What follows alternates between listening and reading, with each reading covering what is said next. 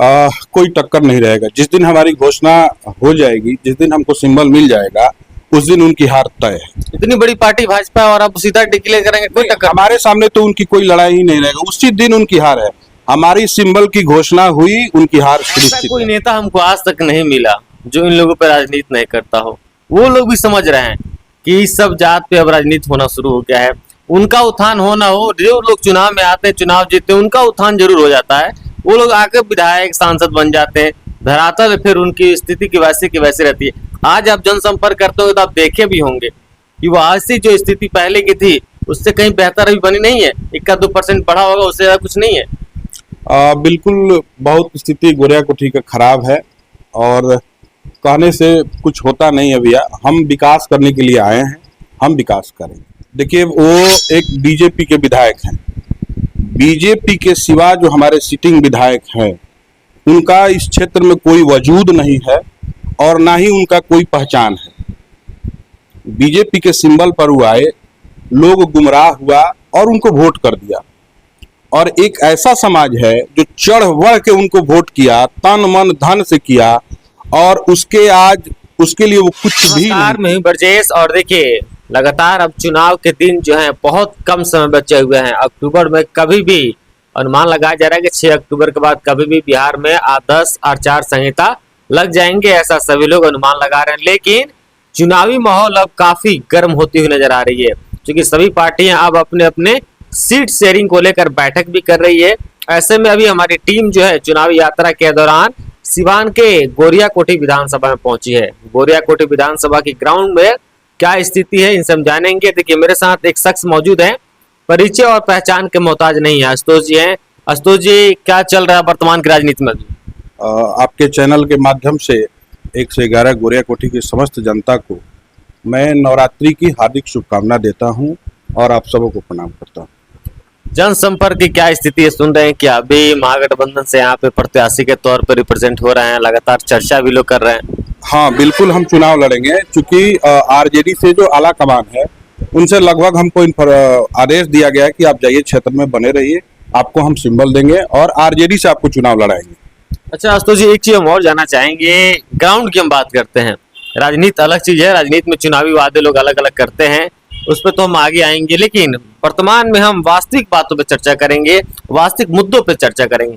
आप हमको ये बताइए कि 5 सुविधाएं जो हैं गोरियाकोठी विधानसभा में नहीं हो, उसके बारे में जरा आप बताइए। 5 देखिए, सबसे पहले हम स्वास्थ्य को लेते हैं तो स्वास्थ्य जो सुविधा है हमारे यहाँ तो बिल्कुल नहीं, धरातल पे कहीं नहीं है। गरीब गुरबा शोषित वंचित जो भी है उनके लिए तो स्वास्थ्य व्यवस्था हमारे यहाँ कहीं नहीं है और ना ही कोई बनाया गया है सरकार के द्वारा। दूसरी जो शिक्षा है, शिक्षा भी नहीं है। और हमारे जो वर्तमान विधायक जी है, शिक्षा के स्तर पर तो कहीं वो काम भी नहीं किए हैं और हमें लगता है कि कहीं भी वो किसी विद्यालय वगैरह में भी नहीं गए कि शिक्षा का कुछ अच्छा सुधार हो, उस पर भी पहल नहीं किए हैं। तीसरा आप मान के चलिए भ्रष्टाचार। भ्रष्टाचार इतने बड़े पैमाने पर भ्रष्टाचार हुआ है गोरियाकोठी के बसंतपुर प्रखंड और लकड़ी नबीगंज में। इसलिए हुआ है कि राम जानकी पथ पर एक योजना चला, उसमें कई लोग जिनका जमीन सर्वे के आधार पर और जमीन अधिग्रहण हुआ, उसमें कई लोगों का डिस्ट्रीब्यूट हुआ, जिसके कारण सीओ द्वारा, डीसीएलआर द्वारा बहुत सारा भ्रष्टाचार हुआ। अभी भी लोगों का पैसा वगैरह नहीं मिला। चौथा आप चलिए, ब्लॉक में, थाने में या कहीं भी कभी भी आप जा रहे हैं किसी काम के लिए तो वहां बिना पैसा का आपका कोई काम नहीं होगा। और हमारे यहाँ कुछ स्थानीय सांसद विधायक भी लोग हैं, अगर वो अभी कहते हैं फिर भी पैसा दीजिएगा तभी आपका काम होगा, बिना पैसा का तो कहीं कोई काम नहीं हो रहा है। अच्छा, 5 चीजें जो आपने बताई, एक एक करके आपने उसका विवरण भी साझा कर दिया। लेकिन आप जिस पार्टी से अपना दावा कर रहे हैं उस पार्टी को तो लगातार सत्ता पक्ष वाले कह रहे हैं कि तो खुद लुटेरा पार्टी है। महागठबंधन जो ही बना हुआ है वो खुद जंगल राज पार्ट 2 था, पार्ट 1 था। अभी के वर्तमान की स्थिति में अब सभी चीजें जो है खत्म हो गई है, गुंडा राज खत्म हो गया है, लोग 7 बजे के बाद घरों से बाहर आराम से निकाल सकते हैं। लगातार ये दावा लोग कर रहे हैं। अच्छा ये बताइए, विगत 2-3 दिन से जो सिवान में घटना घट रही है, एक आदमी बेचारा ऐसे ही जा रहा था, वॉकिंग कर रहा था, उसको लोगों ने गोली मार दिया। अभी आपको बरहड़िया में एक मुखिया जी की हत्या हो गई, तो कहाँ आपका शासन प्रशासन है? दूसरा चीज देखिए, स्वास्थ्य विभाग जो सिवान में है या पूरे बिहार में, तो डॉक्टर जो गाइनोलॉजिस्ट होती है, तो गाइनोलॉजिस्ट हमको लगता है कि 7 से 8 सिवान में है जो सदर अस्पताल में नियुक्त हैं, लेकिन वो कितने देर ड्यूटी करती हैं और प्राइवेट में कितने देर बैठती हैं, ये तो माननीय स्वास्थ्य मंत्री जी को पूछना चाहिए, क्योंकि उनका गृह जिला है। और वो डॉक्टर जब प्राइवेट में बैठती है तो सबसे 500-500 रुपया उगाही होता है और उनका अच्छा इनकम होता है और सरकार से सैलरी भी पाती है। तो जब सरकार से सैलरी पाती है तो सरकार के लिए करती क्या है। दूसरी चीज देखिए, हम लोग यहाँ बहुत बड़ी ये है, बसंतपुर में हमारा हॉस्पिटल है, कहीं कोई एक्सीडेंट होता है तो हम लोग जाते हैं बसंतपुर जाते हैं, वहां से डॉक्टर क्या करता है कि थोड़ा बहुत फास्ट एड करता है और सिवान भेज देता है। सिवान भी जाइए तो 2 घंटा डॉक्टर को, किसी अच्छे डॉक्टर को खोजिए, सदर अस्पताल में कोई डॉक्टर वहां बैठता नहीं है। वहां से फास्ट एड फिर होगा और रेफर करेंगे पटना। तो पटना जाएंगे यार, बसंतपुर से जो पटना की दूरी है ऑलमोस्ट 90 किलोमीटर है, और 90 किलोमीटर के चक्कर में हम 60 किलोमीटर ऐसे घूम जाते हैं, 4 से 5 घंटा हमारा खत्म हो जाता है।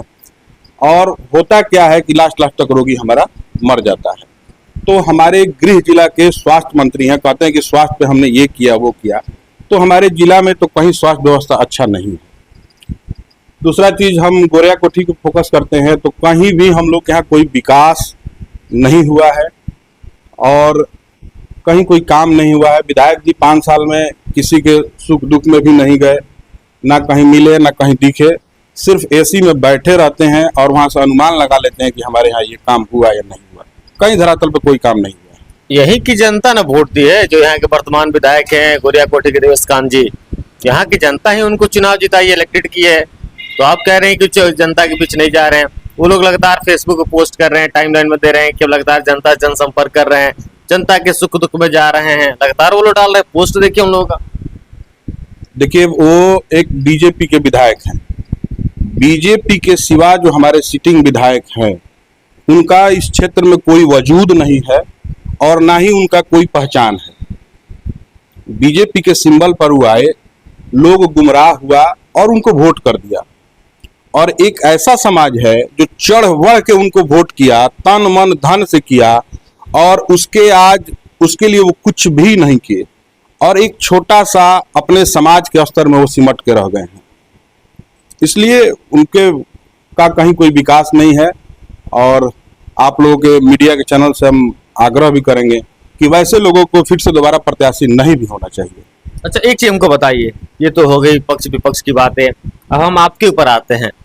आप जब राजनीति में आ रहे हैं, पहली बार विधानसभा चुनाव लड़ने का आप दावा भी कर रहे हैं, महागठबंधन से आप अपने आप को रिप्रेजेंट भी कर रहे हैं, क्या आपकी रणनीति रहेगी इस बार चुनाव में?